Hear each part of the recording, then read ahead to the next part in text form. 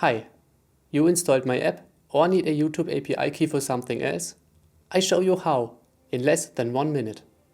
Go to console.cloud.google.com and sign in with your Google account.